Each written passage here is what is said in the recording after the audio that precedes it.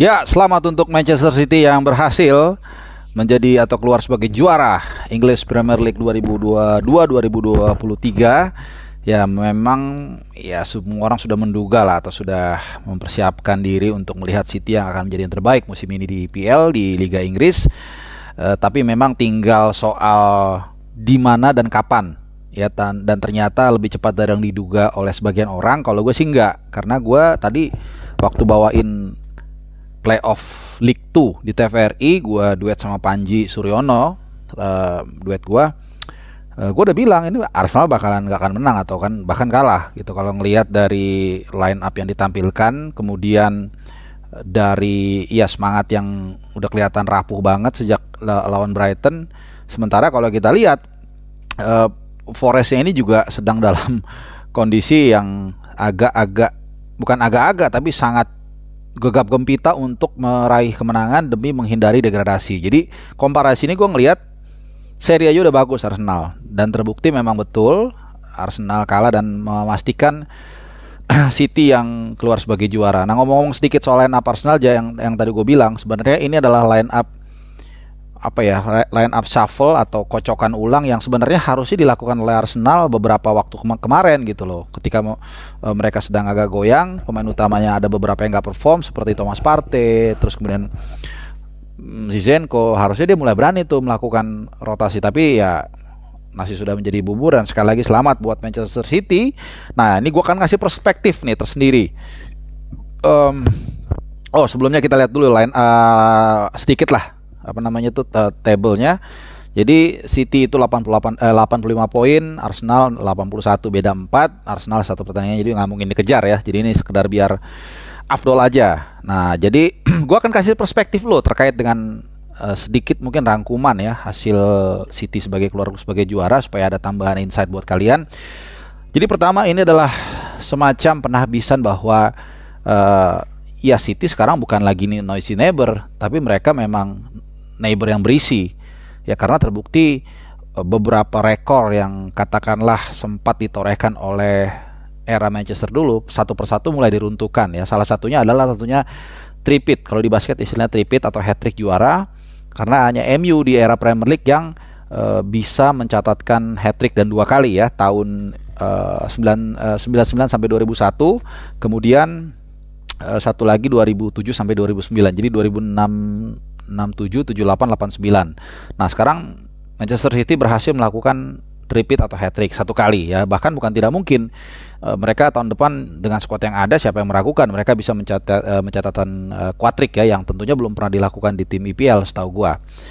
Nah, itu kemudian juga dari segi pencapaian, kalau kita ngambil rentang waktu dari mulai era Sheikh Mansur itu kan kalau nggak salah 2010-an ya, anggaplah 10-12 tahun terakhir ya. Kita tahu ini adalah gelar ke 7 dalam 11 tahun terakhir ya, sejak mereka pertama kali juara IPL 2011-2012.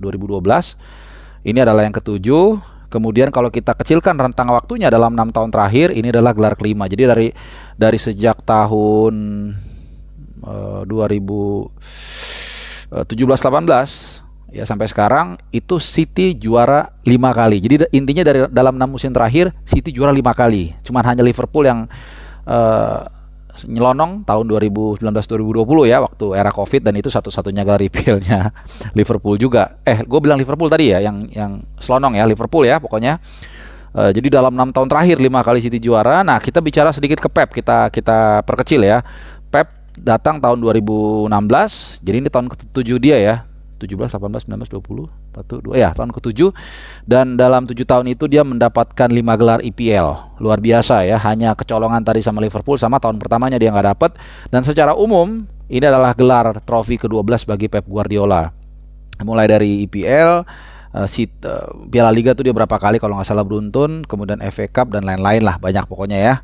Jadi dalam 7 tahun 12 gelar, dan sekarang dalam waktu mungkin 2 minggu atau 3 minggu sudah antri nih dua trofi yang mungkin mereka peroleh, yaitu FA Cup nanti tanggal 3 Juni lawan MU dan 10 Juni lawan Inter Milan di Champions League. Luar biasa pokoknya Pep dan juga City ya. Oke, sama satu lagi perspektif yang ingin gue kasih. kalau kita bicara manajer Inggris, memang dalam sejarah ini ya mungkin kita nggak ngeh, mungkin juga ngeh lo ya. Jujur gua nggak ngeh, atau mungkin ya gue flashback lagi, ternyata teman-teman sepanjang sejarah Liga Inggris tidak ada satupun manajer orang asli Inggris yang pernah membawa klub juara Liga Inggris. Ini satu fakta yang menarik. Ya silakan lu simpulkan mau lihat dari sudut pandang yang mana, tapi itu data dan fakta. Lu bisa aja berargumen macam-macam, bisa oh ini berarti liganya internasional bagus, bisa juga lu mengatakan oh pantas ini Inggris nggak juara. Itu sangat subjektif ya, itu debat kusir biasa jatuhnya, kecuali lu punya standing point yang kuat. Tapi faktanya tidak ada manajer orang Inggris dalam sejarah Premier League yang membawa juara klub. Bahkan kalau kita sedikit perluas Great Britain misalnya ya, artinya masuk Skotlandia, Wales dan juga Irlandia Utara. Ini dalam 1, 2, 3, 4, 5, 6, 7, 8, 9, 10 tahun terakhir no Great Britain manager yang pernah membawa juara Liga Inggris klub ya. Karena terakhir ya Alex Ferguson dari Skotlandia kan 2012-2013, dan itulah terakhir gelarnya IPL juga bagi MU. Jadi ini ya sekali lagi satu fakta ya, bukan asumsi. Jadi kalau fakta jelas, tergantung lu melihatnya dari sudut pandang mana. Oke, ya kalau kita lihat bahkan pelatih-pelatih dari Italia dari Spanyol dan Italia ini cukup mendominasi ya dalam beberapa tahun terakhir. Malah tahun ini kan sudah pasti manajernya asal Spanyol ya, kalau nggak Arteta atau Guardiola, dan ternyata Guardiola. Nah malah kalau kita lihat ini dalam 10 tahun terakhir itu manajer-manajer yang berasal dari ras Latin ya, dari Chile Manuel Pellegrini, kemudian Jose Mourinho tahun 2014-15, Portugal, kemudian Claudio Ranieri, Conte bersama Leicester dan juga Chelsea, serta Pep Guardiola dan Jurgen Klopp. Sama Jurgen Klopp satu ya, colongan ada satu ya tahun ya waktu Liverpool juara. Oke, jadi apalagi ya yang menarik ya. Oh, untuk Arsenal sendiri ya. Jadi gue menarik kalau gue tadi ngulik-ngulik sebuah statistik yang sangat menarik. Jadi ya mungkin kita juga melihat ya kenapa Arsenal ini bisa nggak juara.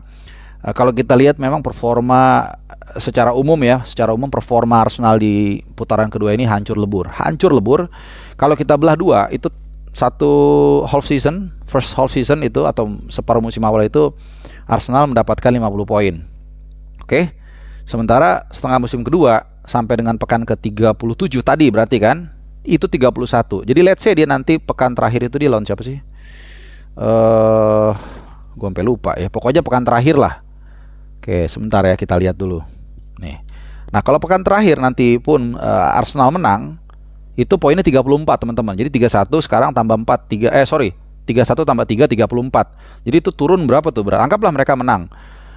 Berarti turun dari 50 jadi 34. Ya pokoknya sekitar 20% lah. Sekitar 20%, mungkin 18%. 17 sampai 18%. Jadi ini benar-benar penurunan yang sangat drastis, dan gue pikir ya inilah salah satu alasan kenapa mereka begitu gagal untuk menjadi juara. Ini pertandingan terakhir lawan Wolves home.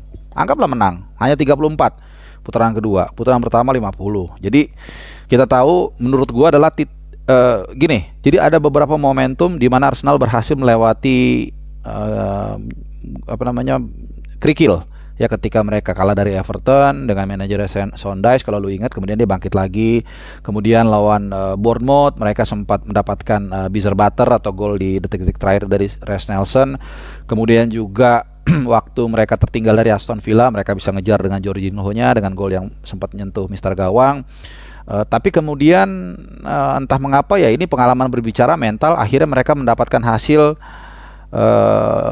minor ya, kalau nggak salah tuh ketika mereka seri lawan West Ham, kemudian ketika mereka seri lawan Liverpool dan juga lawan Southampton, dan tentunya kalah dari City ya. Sebenarnya kalau kalah dari City sih ya nggak bisa dibilang apa ya, kalau gue bilang sih memang sulit lah untuk lawan City, tapi kok bisa gitu loh lawan West Ham yang udah unggul 2-0 kemudian jadi 2-2. Kalau lawan Liverpool kita lihat dulu ya, gue agak lupa waktu itu. Lawan Liverpool itu udah unggul 2-0 juga tuh teman-teman ya. Gue takut salah tadi ya. Ternyata bisa ketinggalan jadi 2-2 juga. Bahkan juga lawan Southampton 3-3. 3 pertandingan berturut-turut. Kalau dari 3 pertandingan itu aja let's say mereka menang 1 kali, mungkin masih 50-50 sekarang peluangnya. Jadi sekali lagi City bagus, tapi juga karena Arsenal banyak melakukan kesalahan ya. Dan tahun depan ini jadi menarik karena memang tidak banyak atau adalah PR beberapa yang harus dilakukan oleh Arsenal yang sebenarnya hanya tinggal nambel 1-2. Cuman masalahnya adalah lawan-lawan sekarang jadi alert, terutama City. Ya, apakah nanti misalnya City mau melepaskan Joe Cancelo ke Arsenal? Kalau waktu itu kan mereka mungkin nggak menyangka Arsenal akan jadi sekuat ini, sehingga mereka menjual Zinchenko dan juga Gabriel Jesus. Tapi dengan kondisi seperti ini, tentu klub-klub akan lebih alert, akan lebih hati-hati, dan akan lebih double semangat ketika menghadapi Arsenal ya. Jadi ya kita lihat apa yang bisa dilakukan oleh Arsenal atau mungkin Liverpool atau mungkin Chelsea atau siapapun nanti tim atau MU mungkin yang akan compete untuk meruntuhkan dominasi City yang coba untuk menjadi tim pertama yang juara 4 kali berturut-turut. Oke, mungkin itu dulu. Sekali lagi congrats buat The Citizen, Anda layak. Kalian memang keren dan Pep juga jenius banget dengan berbagai modifikasi taktik, strategi, formasi yang gue bilang itu formasi 4-2-3-1 tipu-tipuan ya karena Stonesnya juga suka naik, jadi memang ya layak lah. Dan juga jangan lupa mereka on the way treble. Oke, terima kasih, selamat hari Minggu, ciao, salam sehat.